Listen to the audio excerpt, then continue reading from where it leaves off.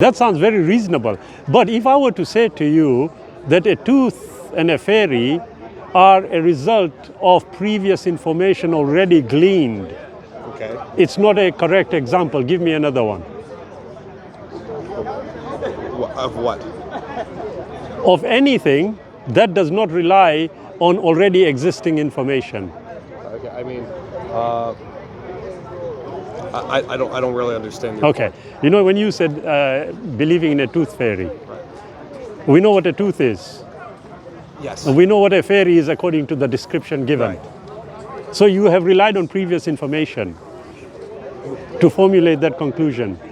I mean, it is just analogous in the sense that it is a phenomenon that no one can. Essentially, the belief in God, in my belief, is trying to prove a negative. Right? No one has ever proven that exists. So the onus is somehow on people such as myself to disprove a negative, and we are never asked to do that in literally any other form of life. Absolutely, but that is based on the entire assumption that everything that you are looking at is subjected. I'm assuming you are of some type of faith. May I ask what faith you No, belong I'm not to? I'm a Muslim. Okay. Yeah. But the issue is not that. The issue is that your entire argument is relying on a naturalistic formation. Okay. So, if I were to say to you, My argument is just simply a rejection of an argument that just does not have. Do you have evidence in favor of your view? But this is the point, though. You see, whatever evidence you are seeking has to be naturalistic. Okay, let's say let's just say for pugilistic purposes I grant that. Where is the No, is naturalistic there any other evidence apart from naturalistic evidence? I don't know. I'm asking you. No, from your perspective. Because our perspective is very clear. If we are going to view the idea or the notion of a creator, then by definition and logic, it's the creator that will dictate what kind of evidence we should seek for the creator. Okay. Don't you think that's logical?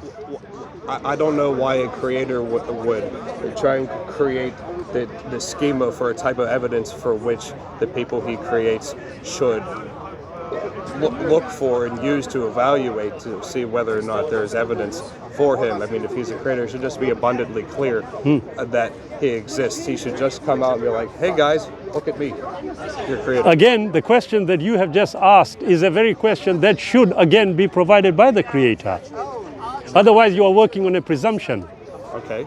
Do we agree with that? Sure. Okay. So the question then is this. Apart from naturalistic evidence, what kind of evidence are you seeking?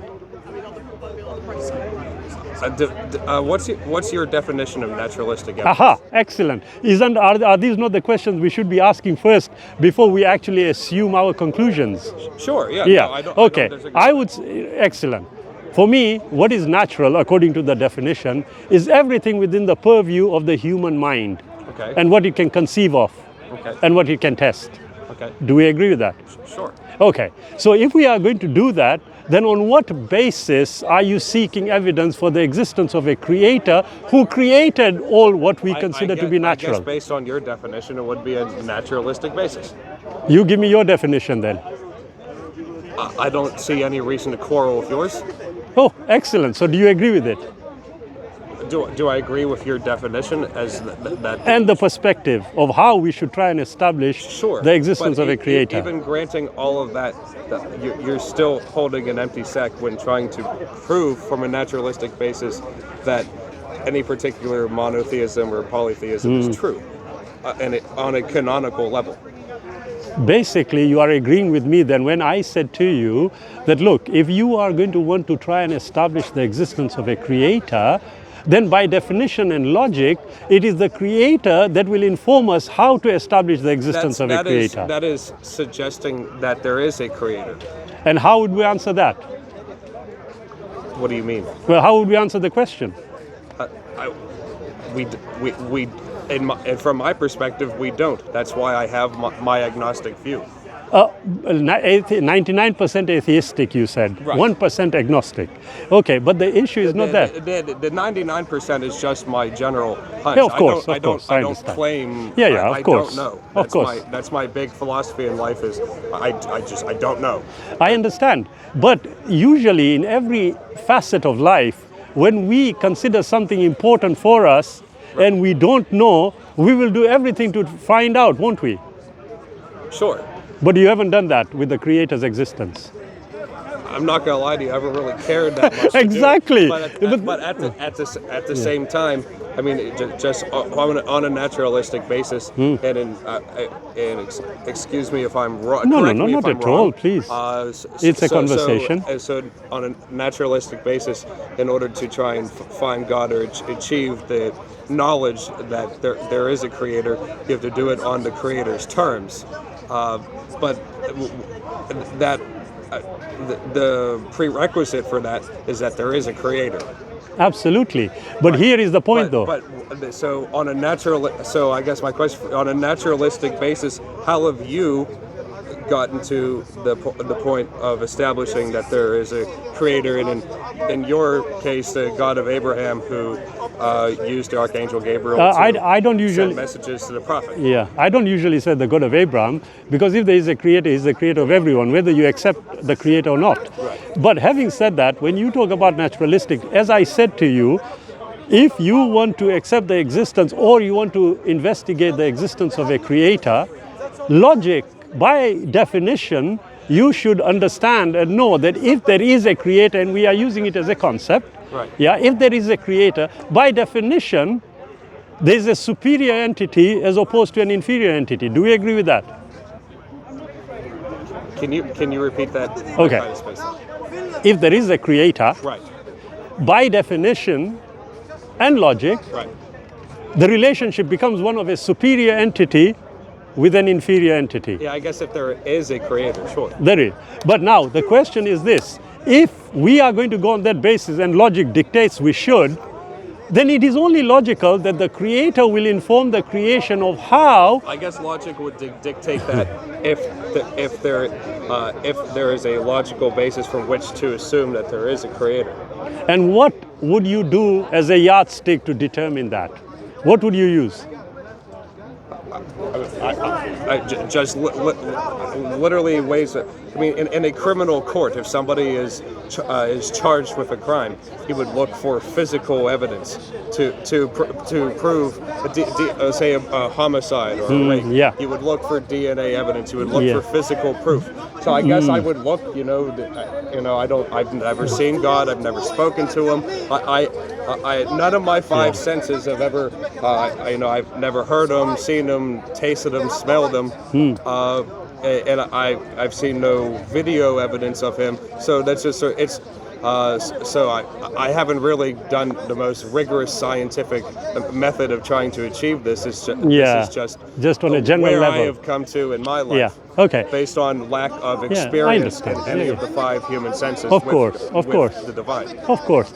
But you know and I know that the five human senses are not the only way. Do we agree with that? The only way of what? Of establishing things. Can you give me an example? Okay. I'll tell you something. If we were to look at your example and take it forward, and I said to you subatomic particles, Okay. can we see them? I guess you're right. I can't. guess But just I guess through scientific processes we can't, but not with the naked eye. Right, excellent. But you see, But I can't. But also, I mean, if we're equating God and subatomic particles, I can't put God in a microscope on a petri dish and find him. not at all. You are equating. I didn't do that. Okay. But going back to what you said, just your example about a criminal offense. You see, you would know that for us to seek that necessary evidence to potentially establish a crime having been committed, Right. there's prior information about what constitutes the crime. Right. Otherwise, you wouldn't be able to call it murder. In addition to that, there is also a burden of proof on the plaintiff to establish their claims beyond a reasonable doubt that that is true. So I guess if this were a theological or philosophical courtroom, you would be the plaintiff, would you not be? No, incorrect. You see, if you go in a court of law, using your example, and we are talking about a criminal court, whereas you shifted to what we consider to be the civil code, okay? The criminal code tells you something. You have a defendant, okay? The defendant is accused of something. Let's say murder, as you said. But first and foremost, you have to have established what defines a murder for the person to be accused of it. Do we agree? Sure. Okay. The same thing I'm asking you, and again, it's a logical conclusion you will reach, that if there is a superior being, if the operative word, if there is a superior being, by definition, we are the inferior entity. Okay. And if we are the inferior entity, logic will only dictate to you that you need to establish how and why the superior being will exist, but it would have to be the superior being informing you. Right, if. Do we agree? Yeah, I agree with you, but that's superb. If that is true. Excellent. And what kind of yardstick would you use to determine whether it is true or not? I've already told. I would just look for physical evidence or superb. Naturalistic. Superb. Evidence. And I will tell you, okay, look at that tree. Okay. Any tree. I consider it as evidence of a creator. Why would you disagree? Yes. Why is he screaming? They're always screaming here. Sorry. Oh no, it's all good. I know. You can make any claim about the universe and say that it's because of a certain being that we hear, and then use any example of any physical phenomenon existing and go that's evidence for God. But at the end of I think you still have all your work ahead of you to, in a significant manner, intellectually, to definitively prove that. Not at all, Cordell. You see, you asked me what kind of evidence. I have pointed to the tree and said that's evidence for me. Now, if you are going to, one second, if you are going to disagree with me, then you are going to have to tell me why you disagree with me. Bearing in mind that we have not yet established how we would establish the existence of a creator. How do you establish the existence? I just said to you, if we look at everything that is considered to be naturalistic, yes, then we have to look at everything around us and consider this. As an example, can we really say we created ourselves? No. How did we come into being? How do I believe we came into being? Belief is one thing, but the evidence may be different. Go ahead. I just think that the first 3 minutes of the universe in which the Big Bang occurred. That is my belief. Not a problem. Now, if I take what you said, and you are right, even based on the current information that we have, Cordell, you will find that when this infinite density point started expanding, we call it a big bang, but it wasn't really a bang as in a chaotic bang, okay? When that started happening, what were the first two particles that came into existence? What was the first two? Are you familiar? I am not the most intelligent of us. No. We are all learning, yeah? But the point is that something else happens subsequently. And I'm just generalizing now instead of going into a detailed discussion, okay? You had the four forces that we are aware of, okay? Those four forces were also within that compressed infinite density point, correct? Right.